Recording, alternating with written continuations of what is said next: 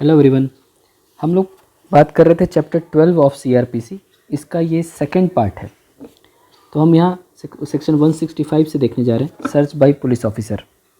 इस सेक्शन में कहता है कभी भी किसी पुलिस ऑफिसर जो पुलिस स्टेशन का होता है या जो इन्वेस्टिगेशन कर रहे हैं, उनके पास अगर कोई रीज़नेबल ग्राउंड है ये बिलीव करने के लिए या किसी भी इन्वेस्टिगेशन के पर्पज़ के लिए उनको लगता है कि ये ज़रूरी है, जहाँ पर उनको इन्वेस्टिगेशन करने के लिए कहा है कि किसी भी प्लेस विद इन उनके अपने स्टेशन के लिमिट में वो जा कर के उस जगह को चेक कर सकते हैं, वहाँ पे सर्च कर सकते हैं बिना डिले के। और सच ऑफिसर इसका उनको ऐसा क्यों लगता है उसका रीज़न वो रिकॉर्ड करेंगे, जिसके बेस पर कि उन्होंने ये सर्च करना ज़रूरी है। उनको लगता है कि क्या इन्फॉर्मेशन मिली है, ये सर्च किस पर्पज़ के लिए किया जा रहा है, क्यों किया जा रहा है, वहाँ पे कौन सा सामान, कौन सी चीज़, कौन सा डॉक्यूमेंट एविडेंस मिलने की संभावना है, ये सारी चीज़ें वहाँ मेंशन की जाएंगी जो उनके लिमिट के अंडर में होगा और उसके अकॉर्डिंग सर्च कंप्लीट किया जाएगा। ये ऑथोरिटी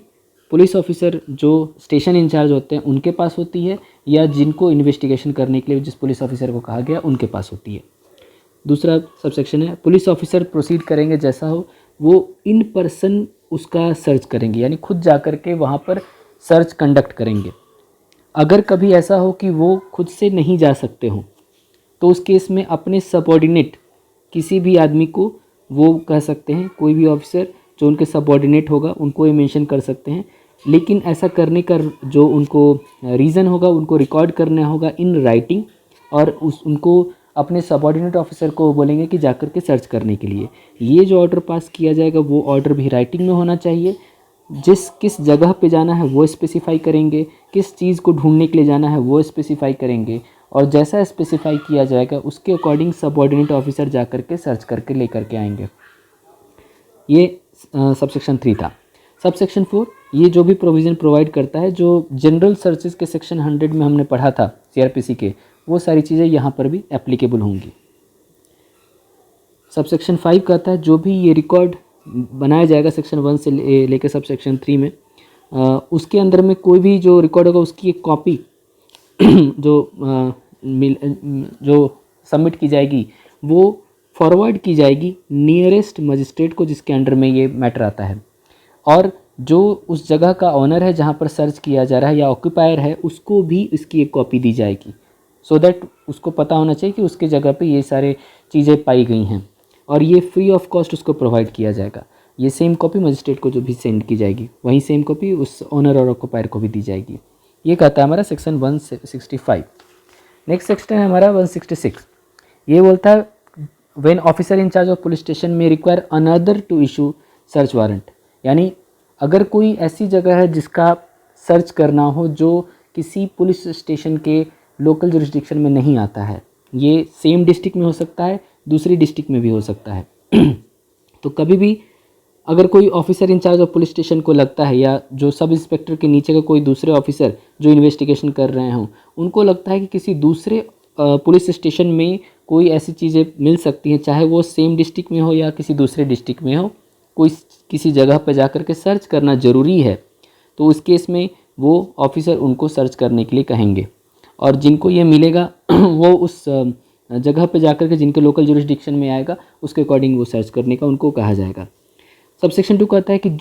जिस ऑफिसर को भी ये कहा जाएगा वो उस ऐसे प्रोसीड करेंगे जैसे कि प्रीवियस सेक्शन में हमने पढ़ा कि अपने लोकल अथॉरिटी के अंडर में जैसे सर्च किया जाता है किसी पुलिस ऑफिसर के द्वारा, उसी तरीके से अगर उनके पास कोई दूसरे पुलिस स्टेशन से कोई रिक्वेस्ट आती है तो उसको भी वो उसी तरीके से करेंगे अगर वो मैटर उनके लोकल एरिया के अंडर आता है तो। नेक्स्ट इसमें कहता है सबसेक्शन 3 कि जहाँ पर भी ये रीज़न हो बिलीव करने के लिए कि विदाउट डिले, अगर किसी पुलिस ऑफिसर को लगता है कि मैं ये ऑर्डर इन राइटिंग निकालूंगा, उस पुलिस ऑफिसर को बताऊंगा, जब तक कि वो जाकर के वहाँ पे सर्च करेंगे तब तक या तो वो कॉग्निजेबल ऑफेंस के रिस्पेक्ट में जो मैटर हो उसका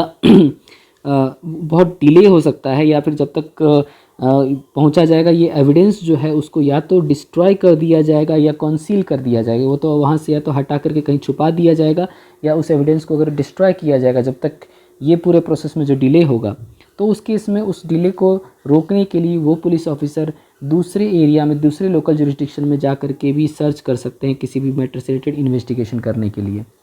या खुद जा सकते हैं या किसी दूसरे ऑफिसर के थ्रू वो सर्च करा सकते हैं जो उनके पुलिस स्टेशन के बाहर है। और यहाँ पर भी उनके पास वही सारी अथॉरिटी होगी जो सेक्शन 165 के अंडर में किसी पुलिस ऑफिसर को अपने लोकल जुरिस्डिक्शन में, अपने लोकल एरिया, अपने पुलिस स्टेशन के लिमिट के अंडर में जो अथॉरिटी होती है। Subsection 4, any police officer conducting a search under this section जो होगा वो उसका एक नोटिस, जिसको ऑफिसर इंचार्ज को जो जिनके लोकल एरिया में आता है उनको एक नोटिस भी सेंड की जाएगी। और इसके एक अलावा इसकी जो कॉपी होगी वो कॉपी उसके नियरेस्ट मजिस्ट्रेट जिनके एरिया में आता है उनको भी सेंड की जाएगी। नेक्स्ट सब सेक्शन कहता है जो प्रीवियस 165 की तरह ही है, जिस जगह पे सर्च किया जाएगा वहाँ पे जो रिपोर्ट, जो भी सामान मिलेगा उसका जो रिपोर्ट बना करके मजिस्ट्रेट के पास भेजा जाएगा, वहीं उसी की एक कॉपी उस जगह के ओनर या ऑक्यूपायर को भी सेंड की जाएगी फ्री ऑफ कॉस्ट। ये था हमारा सेक्शन 166 ए। ये बात करता है रेसिप्रोकल अरेंजमेंट्स की। 166 ए और 166 बी ये दो सेक्शन हम देखेंगे जो रेसिप्रोकल अरेंजमेंट्स, जिसके लिए हमने प्रीवियसली बात किया था सीआरपीसी के चैप्टर्स में, जहाँ पर कि दूसरी कंट्री जिसके साथ इंडिया का एक एग्रीमेंट या ट्रीटी बनी हुई है कि दोनों कंट्री एक दूसरे में किसी भी क्रिमिनल मैटर्स में एक दूसरे का सपोर्ट करेंगे, हेल्प करेंगे, वहाँ पर उनको डील करने के लिए ये दो सेक्शंस हम यहाँ पढ़ते हैं, 166 ए और 166 बी। 166 ए जहाँ पर कि इंडिया के किसी कोर्ट से या कभी किसी ऐसा कोई पुलिस ऑफिसर इंचार्ज जो इन्वेस्टिगेशन कर रहे हों किसी ऑफेंस के लिए, उनको ये लगता है कि जो मैटर, जो एविडेंस है वो किसी दूसरी कंट्री या कोई प्लेस जो आउटसाइड इंडिया है वहाँ पर वो एक सिचुएटेड हो सकता है, तो उस केस में जिस क्रिमिनल कोर्ट के अंडर में ये जुरिस्डिक्शन में आता है वो इशू करेंगे एक लेटर ऑफ रिक्वेस्ट उस कंट्री या उस कंट्री के जिस लोकल अथॉरिटी होंगी उनके नाम पर कि ये जो मैटर है, ये जो एविडेंस है उसको एग्जामिन करने के लिए या किसी पर्सन को ओरली एग्जामिन करने के लिए उनसे रिक्वेस्ट करेंगे। कोई आदमी, चाहे वो एक्यूज्ड हो सकता है या कोई ऐसा भी आदमी हो सकता है जिसके पास उस मटेरियल फैक्ट्स की इंफॉर्मेशन होगी, जो भी उससे इंफॉर्मेशन लिया जाएगा उसका स्टेटमेंट रिकॉर्ड करके और उसको सबमिट किया जाएगा। जो भी डॉक्यूमेंट प्रोड्यूस होगा, कोई चीज़ प्रोड्यूस होगा, उन सारी चीज़ों को फॉरवर्ड किया जाएगा उस कोर्ट को जिन्होंने ये रिक्वेस्ट किया था। यानी इंडिया के किसी कोर्ट से किसी दूसरे कंट्री के कोर्ट में जब ये रिक्वेस्ट भेजा जाएगा तो वहाँ की कोर्ट अपने लोकल जुरिस्डिक्शन के अकॉर्डिंग उस आदमी का स्टेटमेंट लेंगे, उसका एविडेंसेस या जो भी डॉक्यूमेंट प्रोड्यूस होगा उन सारी चीज़ों को उनका पोजीशन ले करके और उसका रिपोर्ट और वो समान एविडेंस को सेंड करेंगे इंडियन कोर्ट में जहाँ से ये रिक्वेस्ट रेज किया गया था। ये जो भी लेटर ऑफ रिक्वेस्ट होगा ये ट्रांसमिट करने का जो प्रोविज़न होगा वो सेंट्रल गवर्नमेंट डिसाइड करेगी। आपको याद होगा कि हमने रेसिप्रोकल अरेंजमेंट्स वाले चैप्टर में पढ़ा था कि यहाँ पर दोनों कंट्रीज़ के बीच में ट्रांसमिशन के मैटर्स में सेंट्रल गवर्नमेंट भी एक पार्टी होती है। सेंट्रल गवर्नमेंट सारे रूल्स बनाती है, सेंट्रल गवर्नमेंट वो फॉर्मेट बनाती है जिसके अंडर में ये सारा ट्रांसफ़र किया जाता है। तीसरा सबसेक्शन कहता है एवरी स्टेटमेंट रिकॉर्डेड और डॉक्यूमेंट, जो स्टेटमेंट रिकॉर्ड किया गया है या जो डॉक्यूमेंट और थिंग प्रोड्यूस किया गया है इसको एविडेंस के रूप में सबमिट किया जाएगा। ये प्रोवाइड करता है सबसेक्शन 3, वो एक वैलिड कॉम्पिटेंट एविडेंस होगा। तो 166 ए उन मैटर्स के लिए है जहां इंडियन कोर्ट ने कोई ऑर्डर इशू किया किसी ऐसे एविडेंस के सर्च या उनको प्रोक्योर करने के लिए जो इंडिया के बाहर हैं। उसका रेसिप्रोकल है 166 बी, जहाँ पर कोई दूसरी कंट्री वहाँ के किसी कॉम्पिटेंट कोर्ट ने इंडिया में सिचुएटेड किसी आदमी के एविडेंस के रूप में सबमिट करने के लिए कहा या कोई दूसरा डॉक्यूमेंट या थिंग प्रोड्यूस करने के लिए कहा है जो इंडिया के किसी प्लेस पर है। तो देखते हैं 166 बी क्या कहता है। Letter of request from a country or a place outside India to an authority or an authority for investigation in India. तो यहाँ पे सबसेक्शन 1 कहता है upon request of a letter or request from a court or an authority or a place outside India competent to issue such letter. तो पहली चीज़ जो यहाँ पे देखी जाती है कि जो ये रिक्वेस्ट आया है उस आदमी के पास ये लेटर इशू करने के लिए कॉम्पिटेंस था या नहीं था। उसके बेस पे वो लेटर किस चीज़ का होना चाहिए, for the examination of any person और प्रोडक्शन ऑफ एनी डॉक्यूमेंट और थिंग, जिसके बेस पे कोई इन्वेस्टिगेशन की जानी है किसी भी इंडिया के किसी भी जगह पे। ये इन्फॉर्मेशन किसके पास भेजी जाती है, सेंट्रल गवर्नमेंट के पास। डायरेक्टली इंडिया के किसी कोर्ट के लिए नहीं आता है ये इन्फॉर्मेशन, ये जब भी आता है तो सेंट्रल गवर्नमेंट के थ्रू आता है। अब सेंट्रल गवर्नमेंट के पास जब ये इन्फॉर्मेशन आती है कि किसी आदमी का एग्जामिनेशन करना है या कोई डॉक्यूमेंट या थिंग को प्रोड्यूस करना है, तो वो उनके पास दो ऑप्शन है। पहला, वो फॉरवर्ड कर सकते हैं जिस एरिया का ये बात है वहाँ के चीफ मेट्रोपॉलिटन मजिस्ट्रेट CMM जिसको हम कहते हैं, और चीफ जुडिशल मजिस्ट्रेट CJM जिनको हम कहते हैं, उनको, या किसी भी दूसरे मेट्रोपॉलिटन मजिस्ट्रेट या जुडिशल मजिस्ट्रेट जो भी उस पार्टिकुलर मैटर्स के लिए अगर उनको ऑथराइज़ किया गया, अपॉइंट किया गया है, जिनको भी ये भेजा जाएगा वो फिर उस आदमी को समन करेंगे, उनका रिकॉर्ड करेंगे स्टेटमेंट, और या कोई जो डॉक्यूमेंट और थिंग होगा तो उसको प्रोड्यूस करने के लिए कहेंगे। तो ये पहला ऑप्शन है। दूसरा ऑप्शन है कि सेंट्रल गवर्नमेंट किसी ऑफिसर इंचार्ज जो पुलिस स्टेशन है इन्वेस्टिगेशन के लिए, उनको सेंड करेंगे और उनको बोलेंगे कि ये मैटर का इन्वेस्टिगेट करके, जैसा उनके लोकल जुरिस्डिक्शन में जैसा वो करते थे, जैसा ये क्राइम इंडिया के अंडर कमिट किया गया हो, उसी तरीके से इस ऑफेंस को डील किया जाए जब ये ऐसे किसी कंट्री की तरफ से आता है जिसका इंडिया के साथ कोई ऐसी ट्रीटी बनी हुई है। सबसेक्शन 2 कहता है ऑल द एविडेंसेस टेकन और कलेक्टेड और ऑथेंटिकेटेड कॉपीज जो भी इसकी प्रोड्यूस की जाएगी वो फॉरवर्ड की जाएगी उस मजिस्ट्रेट और पुलिस ऑफिसर को, जो कि फिर सेंट्रल गवर्नमेंट के पास इसको ट्रांसमिट करने के लिए या उसकी जो उसके द्वारा अपॉइंटेड किसी अथॉरिटी के लिए वो सेंड किया जाएगा, जैसा, और ये जो पूरा फॉर्मेट होगा जैसा कि सेंट्रल गवर्नमेंट डिसाइड करेगी। ये है 166B। 167 procedure when investigation can not be completed in 24 hours. अब हम आते हैं 167 प्रोविज़न में, जहाँ कभी कोई आदमी जिसको अरेस्ट किया गया है और अरेस्ट करने के बाद उसको डिटेन किया गया है कस्टडी में,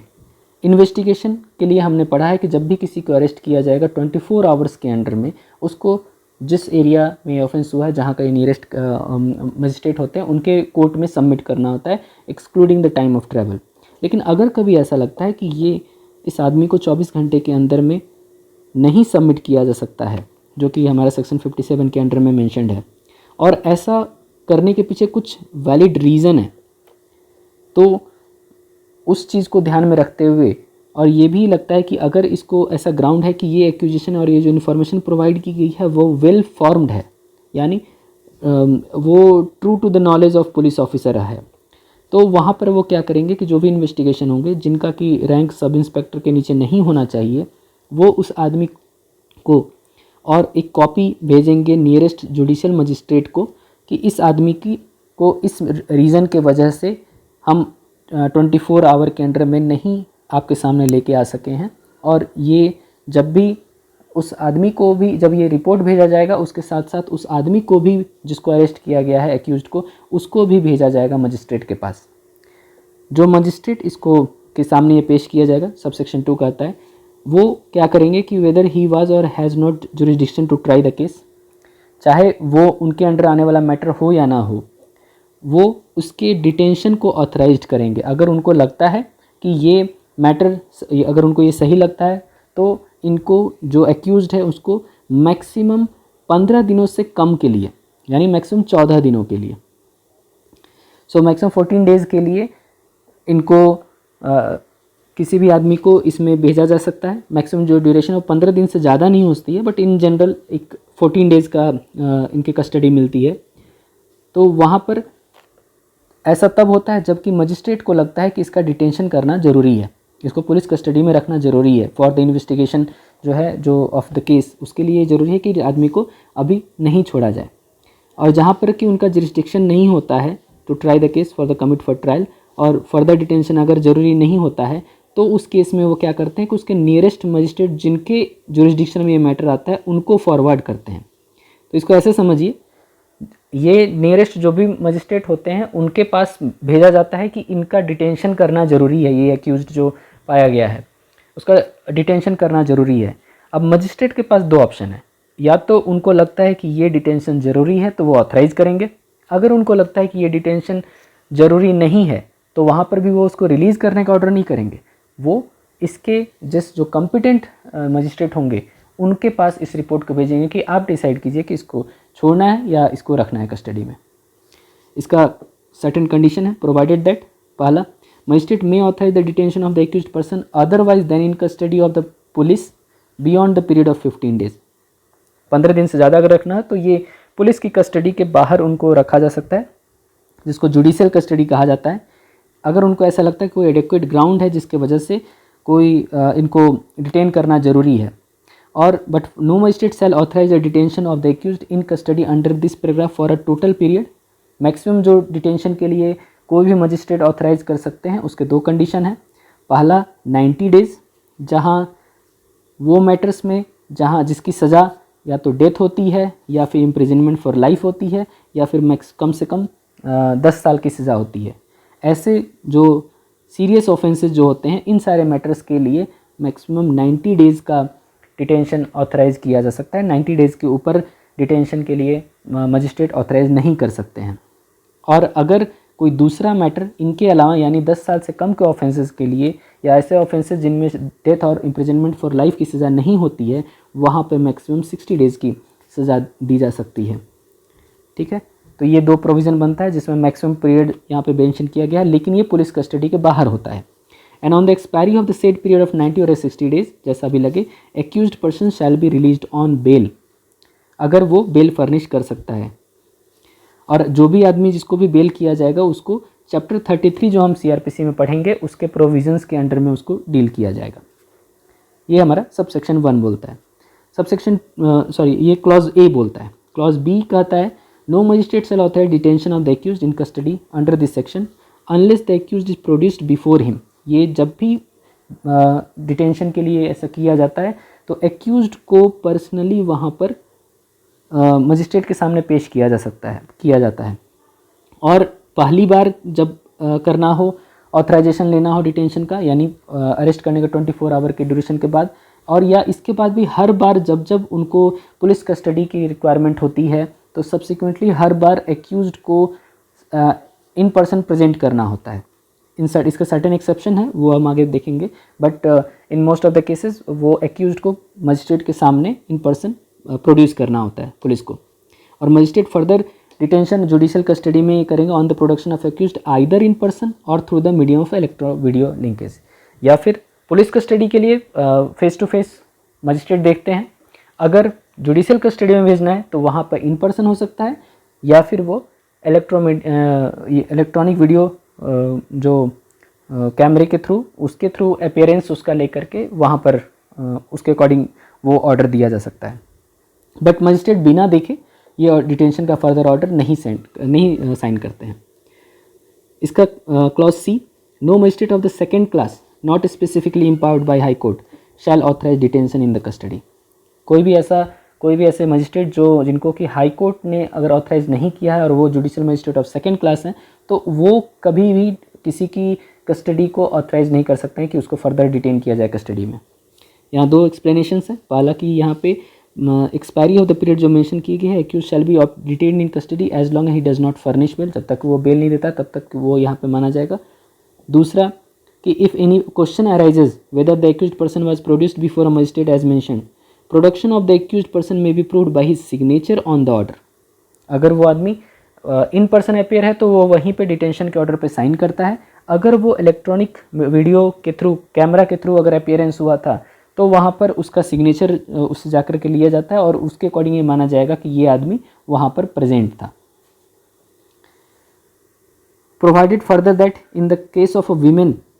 अंडर 18 ईयर्स ऑफ एज, तो उनको पुलिस कस्टडी या जुडिशियल कस्टडी में नहीं भेजा जाएगा, उनको ऐसे जगह पे भेजा जाएगा जो रिमांड होम बने होते हैं वीमेन के लिए या स्पेशली रिकॉग्नाइज्ड सोशल इंस्टीट्यूशंस होते हैं for women under 18 year of age, उनके जगह पे वहीं पर उनको डिटेन करने के लिए भेजा जाएगा।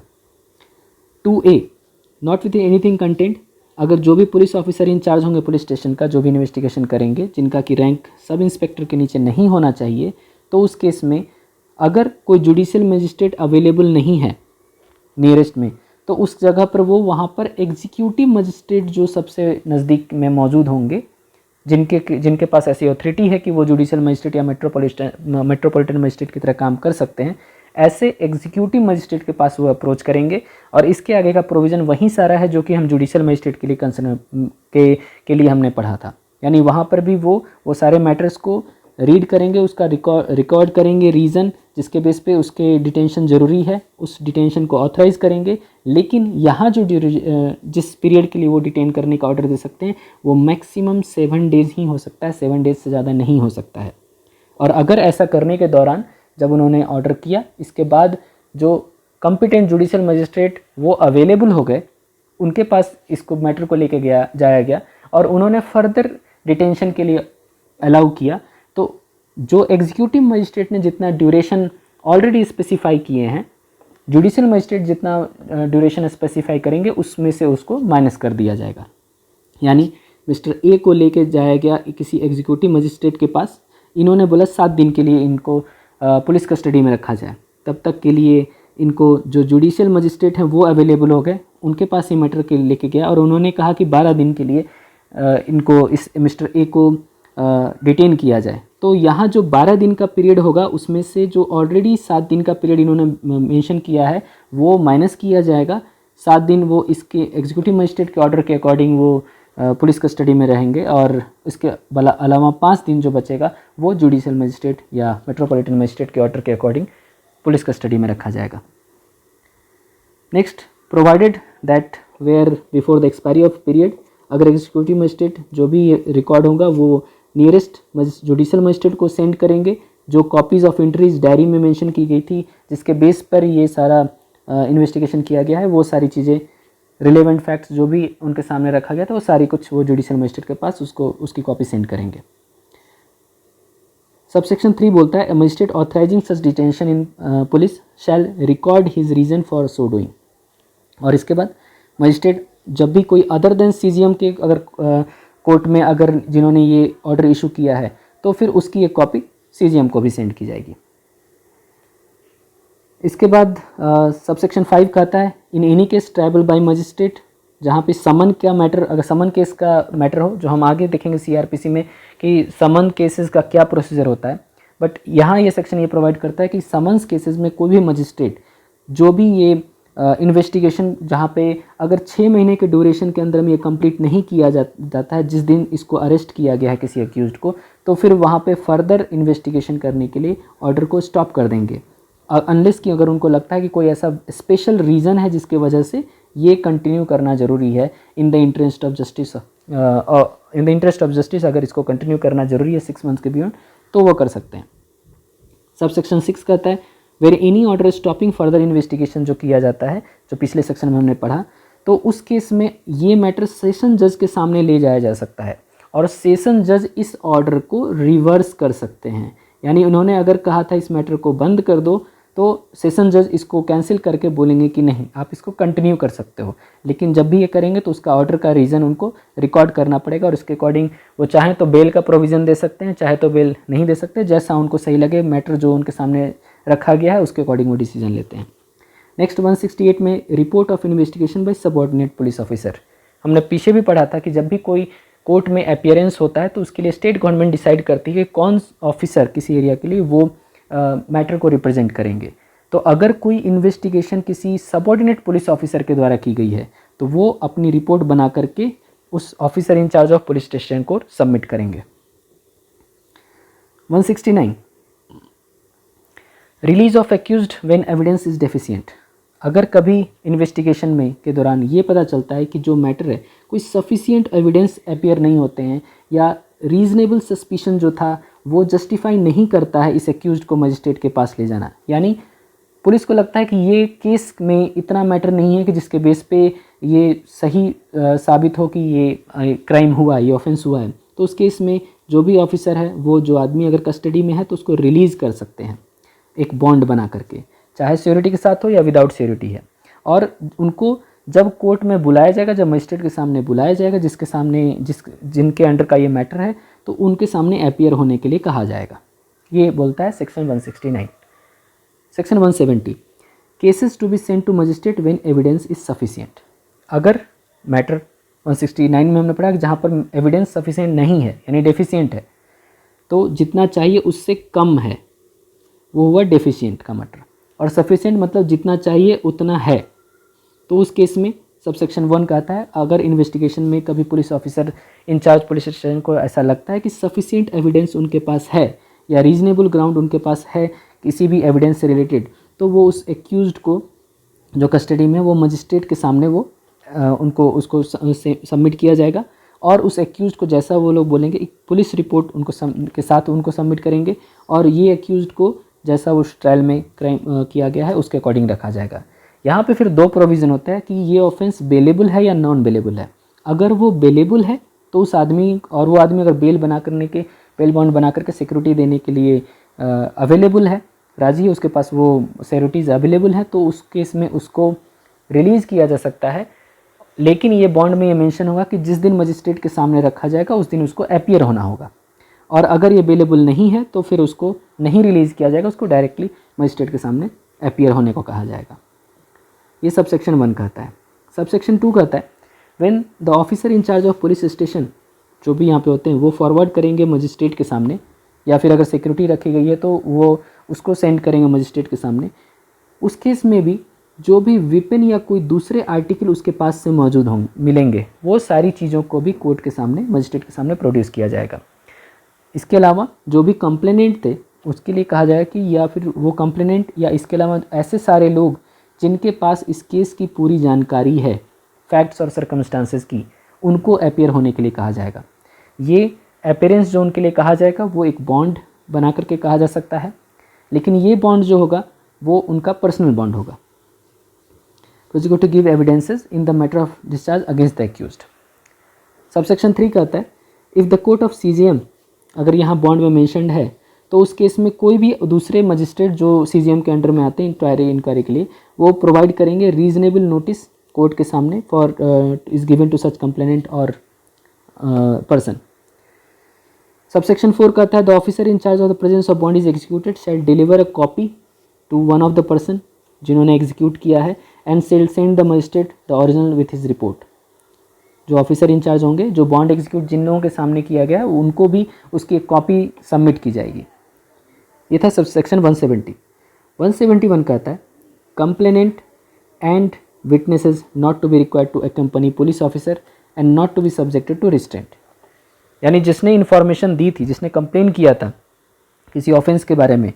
या जो विटनेस है, उसको नहीं कहा जाएगा कि वो कोर्ट में जिस दिन अपीयर होना है तो वो पुलिस के साथ कोर्ट में अपीयर होगा, रास्ते पुलिस के साथ ही जाएगा। इसके लिए ऐसा ऑथोरिटी नहीं दी गई है यहाँ पर। No complainant or witness on his way to work shall be required to accompany a police officer or shall be subject to unnecessary restraint या इनकन्वीनियंस। उसको पुलिस अपने साथ बिठा करके लेके आएगी, ऐसा जरूरी नहीं। ये एक्यूज्ड के लिए होता है जिसके ऊपर किसी ऑफेंस का चार्ज चल रहा है।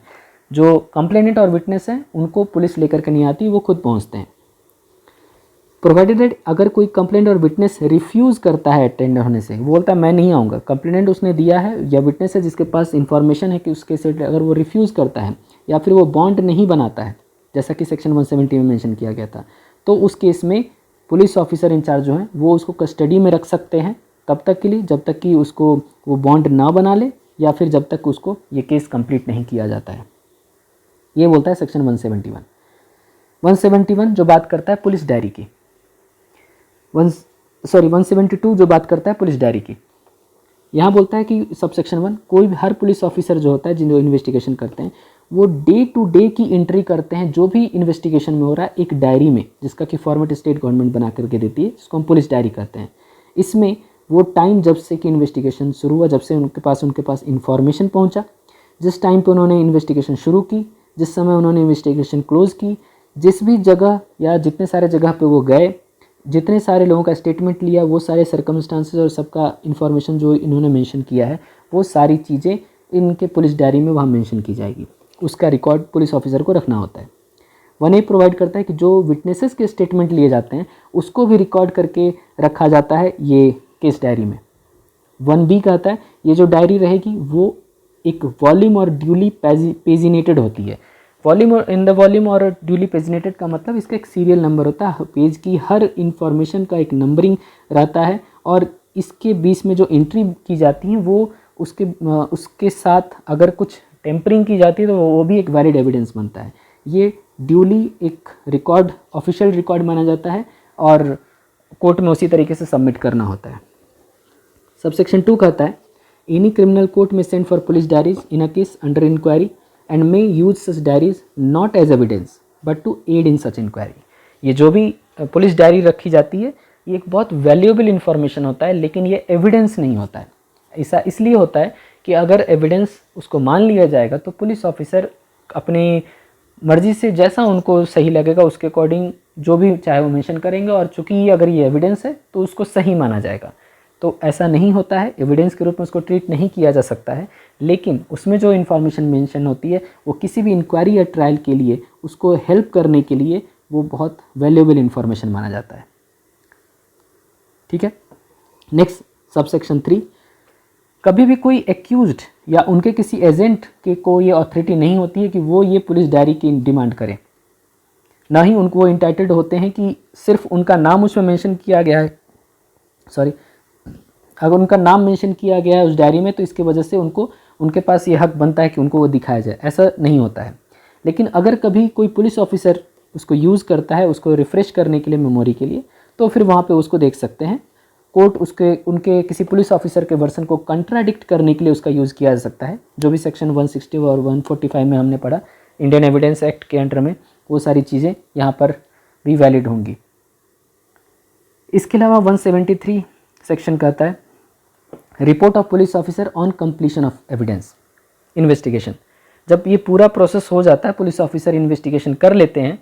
तब उस केस में जो भी इन्वेस्टिगेशन जो यहाँ कंप्लीट किया जाएगा वो अननेसेसरी डिले के बिना कंप्लीट किया जाएगा। इसका मतलब as soon as possible without delay, ये उनको प्रोवाइड करना होता है कि ये जो इन्वेस्टिगेशन था जितना मैक्स विदाउट अननेसेसरी डिले ये कंप्लीट किया गया है। 1A कहता है the investigation in the relation of rape of child अगर है वो, तो वो 3 महीने के अंडर में कंप्लीट की जाती है, जो कि ऑफिसर इन्फो जब से उनके पास इन्फॉर्मेशन मिली उसके 3 महीने के ड्यूरेशन के अंडर में ये रेप ऑफ चाइल्ड के इन्वेस्टिगेशन को कंप्लीट करना होता है। सबसेक्शन 2 कहता है ये as soon as it is completed officer in charge of police station क्या करेंगे, उसका रिपोर्ट बना करके जो भी मजिस्ट्रेट जिनकी अथॉरिटी में आता है उनको एक पुलिस रिपोर्ट भेजेंगे। ये रिपोर्ट जिसका फॉर्म यहाँ प्रिस्क्राइब किया गया है, इसी को बोला जाता है चार्जशीट।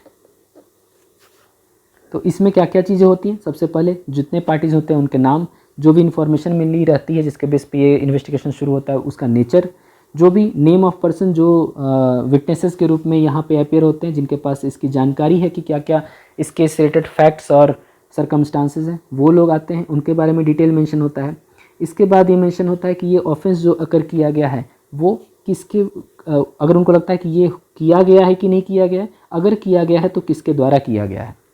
इसके अलावा एक्यूज्ड जो मेंशन किया गया है क्या उसको अरेस्ट किया गया है, अगर उसको अरेस्ट किया गया तो या उसको कहीं रिलीज़ किया गया है बॉन्ड पे तो उसकी इन्फॉर्मेशन मेंशन की गई है, अगर बॉन्ड बनाया उसने तो विद और विदाउट श्योरिटी है ये उसमें मेंशन रहता है, और अगर उसको कस्टडी में भेजा गया है अंडर सेक्शन 170 तो वो मेंशन किया जाता है। इसके अलावा अगर वो ऑफेंसेस रेप से रिलेटेड मैटर्स हैं तो उस केस में जो मेडिकल एग्जामिनेशन कराया जाता है विमेन का वो इसके साथ अटैच की जाती है इस रिपोर्ट के साथ और ये इसको सेंड किया जाता है। सब इसका क्लॉज 2 बोलता है the officer shall so communicate in such manner, जैसा कि स्टेट गवर्नमेंट प्रिस्क्राइब करेगी क्या एक्शन उसके द्वारा लिया गया है उन लोगों के लिए जो जिनके लिए इन्फॉर्मेशन इस ऑफेंस से रिलेटेड की जानकारी मिली थी। यानी पुलिस ऑफिसर ये बताएंगे कि अगर इस मैटर से रिलेटेड ABCD 4 लोग थे इनके लिए रिस्पेक्ट में क्या एक्शन लिया पुलिस ने, किसको बॉन्ड पे रिलीज़ किया, किसको अरेस्ट किया, ये सारी चीज़ें इन्फॉर्मेशन वो प्रोवाइड करेंगे इस सेक्शन के अंडर में। नेक्स्ट बोलता है सब सेक्शन 3, जहाँ कभी ऐसा होता है कि कोई सुपीरियर ऑफिसर जो पुलिस का अगर वो अपॉइंट किया गया है, जैसा हमने पीछे पढ़ा था कि जो इन्वेस्टिगेशन करते हैं वो उस कोर्ट में मैटर को सबमिट नहीं करते हैं, उसके लिए जो डेजिग्नेटेड सुपीरियर ऑफिसर बनाए गए हैं वो उनके पास भेजा जाता है। तो वो क्या करेंगे, रिपोर्ट उनको इन केस में जैसा स्टेट गवर्नमेंट जैसा डायरेक्ट करेगी उनको सबमिट किया जाएगा ऑफिसर को। इसके अलावा वो उसको रीड करके अपने फुटनोट और अपने कमेंट डालते हैं और इसके बेस पे वो जैसा उस जो ऑफिसर इंचार्ज जो पुलिस स्टेशन को जिसके अंडर में मैटर चल रहा है उसको फर्दर इन्वेस्टिगेशन कैसे करना है कि नहीं करना है, या जो भी उससे रिलेटेड मैटर होता है उसके अकॉर्डिंग वो डायरेक्ट करते हैं। सबसेक्शन 4 कहता है कभी भी ऐसा लगता है कि रिपोर्ट के बेस पे इस सेक्शन में कि एक्यूज जिसको has been release on the bond, magistrate उसके लिए ऑर्डर करेगा उनके डिस्चार्ज ऑफ द बॉन्ड के लिए जैसा उनको सही लगेगा। सबसेक्शन 5 कहता है where such report in respect, अगर वो सेक्शन 170 पे अप्लाई होता है तो मजिस्ट्रेट वहाँ पे फॉरवर्ड करेंगे मजिस्ट्रेट के सामने, पुलिस ऑफिसर फॉरवर्ड करेंगे मजिस्ट्रेट के सामने एक रिपोर्ट जिसके अंडर में वो सारे डॉक्यूमेंट और सारे रेलेवेंट एक्सट्रैक्ट जिसके बेस पे प्रोसिक्यूशन ये बिलीव करता है कि ये आदमी दोषी है वो सारा मैटर उनके सामने वो डॉक्यूमेंट और सारे रिलेवेंट फैक्ट सबमिट करेंगे। इसके अलावा स्टेटमेंट्स जो रिकॉर्ड किए गए हैं सेक्शन 161 के अंडर, ऑल पर्सन्स, जितने भी लोग एज ए विटनेस के रूप में जिनके ऊपर में प्रोसिक्यूशन ये बिलीव करता है कि वो लोग ये साबित करेंगे कि ये आदमी दोषी है या जिसके बेस पे ये ऑफेंस में कौन दोषी है, ये सारी चीज़ें, तो सारे डॉक्यूमेंट्स और सारे विटनेसेस, ये सारे चीज़ें जो हमने एविडेंसेस में पढ़ा था उसके अंडर सारे एविडेंसेस हमारे इसके अंडर सबमिट किए जाते हैं सब सेक्शन 5 के अंडर। नेक्स्ट आता है सब सेक्शन 6। ये कहता है अगर कभी पुलिस ऑफिसर का ये ओपिनियन है कि अगर कोई स्टेटमेंट और उसका कोई पार्ट रेलेवेंट नहीं है या फिर उसका डिस्क्लोज़ करना एसेंशियल नहीं है या फिर वो इनएक्सपीडियंट है, मतलब करना पब्लिक इंटरेस्ट के लिए करना, उसको बताना ज़रूरी नहीं है, वो नहीं बताया जा सकता है, तो उस केस में उस पार्ट को वो इंडिकेट करेंगे, इसके ऊपर एक नोट बनाएंगे कि ये क्यों इस मैटर को इसमें नहीं इंक्लूड किया जा सकता है, और मजिस्ट्रेट को रिक्वेस्ट करेंगे कि उस चीज़ को एक्सक्लूड कर दिया जाए from the copies to be granted to the accused को जो इन्फॉर्मेशन बतानी है वो इन्फॉर्मेशन जो कॉपी सबमिट करनी है उससे एक्सक्लूड करने का ये प्रोविज़न यहाँ पे मेंशन करते हैं। इसके लिए पुलिस ऑफिसर को वो रिलेवेंट इन्फॉर्मेशन देनी होती है कि क्यों उनको ऐसा लगता है। सब सेक्शन 7 कहता है कभी भी अगर पुलिस ऑफिसर जो इन्वेस्टिगेट करते हैं अगर उनको ऐसा लगता है कि एक्यूज्ड को ये जो भी इन्फॉर्मेशन कन्विंट अगर है तो वो सारी चीज़ें वो फर्निश करेंगे एक्यूज्ड को, सारी कॉपीज जितने भी डॉक्यूमेंट के जिसके बेस पे वो रिलाई करते हैं अपने सारे एविडेंसेस, अपने सारे मैटर्स जिसके ऊपर ये बेस्ड है, वो सारी चीज़ों की जो डॉक्यूमेंट है वो एक्यूज्ड को उसकी कॉपी सेंड कर सकते हैं वो। सब सेक्शन 8 कहता है nothing in this section shall be deemed to preclude any further investigation. ये कहता है कि अगर सपोज यहाँ पर पुलिस ऑफिसर ने सबमिट कर दी अपनी रिपोर्ट चार्जशीट के फॉर्म में, इसके बाद ये सब सेक्शन 8 कहता है कि ये उनको प्रिक्लूड नहीं करेगा, मतलब उनको इससे रोक नहीं रहा है कि आप फर्दर इंक्वायरी आप करो। अगर सपोज उसके बाद उनको कोई सफिशिएंट इन्फॉर्मेशन मिलती है जो इस इम्पॉर्टेंट होती है, अगर कोई पुलिस स्टेशन ऑब्टेन करता है फर्दर एविडेंस, चाहे वो ओरल हो या डॉक्यूमेंट्री, तो भी वो उस केस में उस रिपोर्ट में इंक्लूड करने के लिए मजिस्ट्रेट के पास उस चीज़ को भेजेंगे। वो फर्दर रिपोर्ट उसमें एज ए सप्लीमेंट्री या एनेक्सर के रूप में उसको सेंड करेंगे, जो कि वहाँ पे सेंड किया जाएगा कि ये चीज़ें आफ्टर सबमिट करने के बाद पता की थी ड्यू टू सर्टेन सर्कमस्टांसेस, और उसको इंक्लूड करने का वो रिक्वेस्ट अप्लाई करेंगे। ये था section 173। 174 police to inquire and report on suicide. कभी भी किसी पुलिस ऑफिसर इंचार्ज को पता चलता है कि उनके एरिया के अंडर में उनको ये इन्फॉर्मेशन मिलता है कि कोई आदमी है जिसने सुसाइड कमिट किया है, या उसको किल किया गया, उसको मर्डर हुआ है उसका, या उसको किसी बाय अनदर और एनिमल के द्वारा उसको किल किया गया है, किसी मशीनरी या किसी चीज़ के द्वारा उसका एक्सीडेंट हुआ है, ये सारे मैटर में जहाँ पर कि ये स्पेसिफाई हो। और इनके अलावा अगर कभी कोई आदमी है जो कि मरा है लेकिन उसके सर्कमस्टांसेस कुछ ऐसे हैं कि उससे एक रीजनेबल सस्पिशन जनरेट हो रहा है, तो उस केस में ये पुलिस ऑफिसर ये जो भी इन्फॉर्मेशन उनको मिला है वो नियरेस्ट एग्जीक्यूटिव मजिस्ट्रेट को भेजेंगे, जो जिनके पास ये अथॉरिटी होती है इंक्वायरी करने के लिए जैसा, और वो इसका फॉर्मेट वो होगा जो स्टेट गवर्नमेंट डिसाइड करेगी। एंड उसके बाद उनकी बॉडी को लेकर, डिसीज्ड बॉडी जो है जिसकी मृत्यु हो चुकी है, उनको लेकर के वो 2 या 2 से ज़्यादा जो विटनेसेस के सामने उनके नेबरहुड में उनकी बॉडी का एग्जामिनेशन करेंगे, इन्वेस्टिगेशन करेंगे और एक रिपोर्ट बनाएंगे देख करके, जिसको हिंदी में कहता है प्रथम दृष्टिया रिपोर्ट जो होता है एज अ प्रिलिमिनरी या फर्स्ट इंफॉर्मेशन के बेस पे जो दिखता है कि क्या कॉज ऑफ डेथ है, कोई चोट है उनके शरीर पे, किसी तरह का फ्रैक्चर हुआ है, किसी तरह के छिलने के लिए घाव के निशान हैं, या कोई भी इंजरी ऑफ मार्क्स अगर है, तो वो सारी चीज़ें उनकी बॉडी पे जो भी पाई जाती है उसको जिस तरह के मैनर जो यहाँ पे मेंशन किया गया है वो सारा कुछ वहाँ पर मेंशन करेंगे उस रिपोर्ट में। ये किस तरीके से मरे हैं, किसी वेपन से मरे हैं या कोई इंस्ट्रूमेंट से मरे हैं, कैसा देख करके लगता है, ये इन्वेस्टिगेशन का एक रिपोर्ट बना करके वो सबमिट करेंगे। ये जो भी रिपोर्ट होगा वो साइन किया जाएगा पुलिस ऑफिसर और उन लोगों के द्वारा जो वहाँ पे मौजूद थे जिनके सामने ये रिपोर्ट बनाई गई, और फिर इसको सेंड किया जाएगा डिस्ट्रिक्ट मजिस्ट्रेट और सब डिविजनल मजिस्ट्रेट के पास, डीएम और एसडीएम के पास। इसके आगे कहता है सब सेक्शन 3 कि कभी भी जब ये केस इन्वॉल्व होता है suicide bye a women under 7 years of marriage, 7 साल शादी के ड्यूरेशन होने के अंदर अगर किसी वीमेन का सुसाइड हुआ हो, और अगर दूसरा कंडीशन है कि जहाँ पर कि डेथ ऑफ वीमेन 7 साल के अंडर में होता है उनके मैरिज के अंडर में, और एक रीजनेबल सस्पिशन है कि कि कोई दूसरे आदमी ने कोई ऑफेंस कमिट किया है इस वीमेन के रिस्पेक्ट में। या तीसरा, जहाँ ये केस डेथ ऑफ वीमेन का है विदिन 7 ईयर्स ऑफ मैरिज, और इसमें कोई रिलेटिव जो है उन्होंने एक रिक्वेस्ट की हो इसके लिए कि आप ये इन्वेस्टिगेशन कीजिए या आप इस बॉडी का जांच कीजिए, उसके लिए हम यहाँ ये प्रोविज़न पढ़ रहे हैं। There is any doubt regarding the cause of death, या कोई भी आदमी जिसकी मृत्यु हुई लेकिन उसके कॉज ऑफ डेथ से रिलेटेड अगर कोई क्वेश्चन मार्क है। या पांचवा कंडीशन, जहाँ पुलिस ऑफिसर को कोई अपना रीज़न लगता है जिसके लिए उसको लगता है ये ज़रूरी है कि ऐसा किया जाए, तो वहाँ पर वो जो भी पुलिस ऑफिसर होंगे वो जैसा कि रूल बना है उसके अकॉर्डिंग ये बॉडी को फॉरवर्ड किया जाएगा। ये पोस्टमार्टम का जो रिपोर्ट होता है उसके ये सेक्शन प्रोवाइड करता है कि ये बॉडी को फॉरवर्ड किया जाएगा कि उसको एग्जामिन किया जाए किसी नियरेस्ट सिविल सर्जन के द्वारा या कोई भी दूसरा ऐसा आदमी जो मेडिकली क्वालिफाइड हो, जिसको स्टेट गवर्नमेंट ने क्वालिफाई किया है। तो उस केस में प्रोवाइडेड कि अगर जो वेदर कंडीशन या डिस्टेंस ऐसा परमिट करे तो उसको लेके जाएंगे, क्योंकि ऐसा ना हो कि जब तक लेके जाए तब तक उसकी बॉडी ख़राब होनी शुरू हो जाए। उसका पुट्रिफिकेशन ऑफ द रोड अगर वो ऐसा है तो वो सबको ऑन द रोड, अगर ये सब चीज़ को ध्यान में रखते हुए शरीर बॉडी ख़राब नहीं होनी चाहिए, उस चीज़ को ध्यान में रखते हुए एग्जामिनेशन पॉसिबल होना चाहिए, ये सब चीज़ को देखते हुए पोस्टमार्टम करने के लिए यहाँ पे भेजा जाता है। इसके ये 5 कंडीशंस होते हैं जिसके अकॉर्डिंग सेक्शन 174 के सब सेक्शन 3 के अंदर में पोस्टमार्टम का ये जो प्रोविज़न बनाया गया है वो यहाँ मेंशन है। इसके बाद सब सेक्शन 4 कहता है the following magistrate are empowered to hold inquiry. कौन कौन लोग? डीएम, एसडीएम या कोई भी एग्जीक्यूटिव मजिस्ट्रेट जिसको स्पेशली एम्पावर किया गया है स्टेट गवर्नमेंट के द्वारा या फिर डिस्ट्रिक्ट मजिस्ट्रेट के द्वारा। Next section 175 power to summon person. ये कहता है कोई भी पुलिस ऑफिसर जिनको कि 174 के अंडर में अगर उनको ये जो डेथ सस्पिशियस डेथ हुआ था या जो भी हमने 5 सेक्शंस पढ़े थे उसके अंडर किसी भी आदमी को कोई पुलिस ऑफिसर समन कर सकते हैं 2 या 2 से ज़्यादा लोगों को कि वो इन्वेस्टिगेशन का पार्ट बने,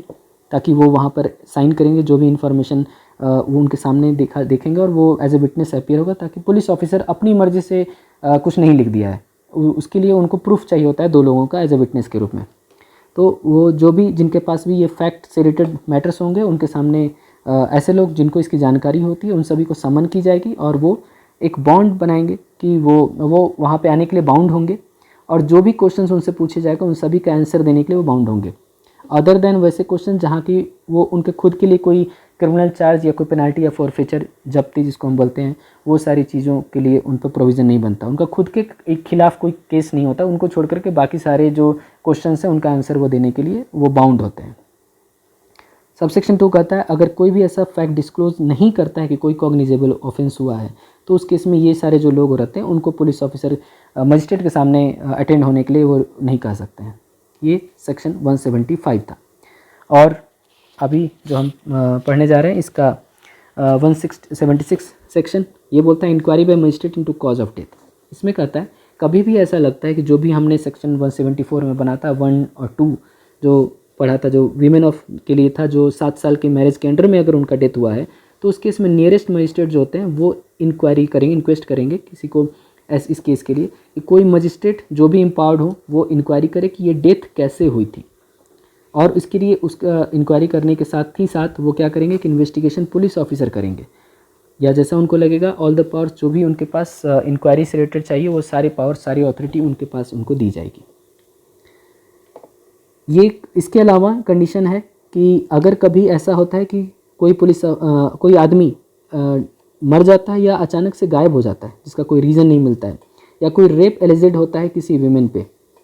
इन 2 कंडीशंस में जब भी वो आदमी या जो वीमेन अगर वो कस्टडी के अंडर में है या कोई दूसरी कस्टडी में अगर वो आदमी है तो उसके अकॉर्डिंग जो इंक्वायरी या इन्वेस्टिगेशन किया जाएगा पुलिस के द्वारा वो इंक्वायरी जुडिशियल मजिस्ट्रेट या मेट्रोपॉलिटन मजिस्ट्रेट जो होते हैं वो उनके द्वारा किया जाएगा। अगर ये कोई आदमी मरता है, कोई आदमी डिसअपियर होता है या कोई वीमेन का रेप होता है किसी पुलिस कस्टडी में जिसको हम लोग कस्टोडियल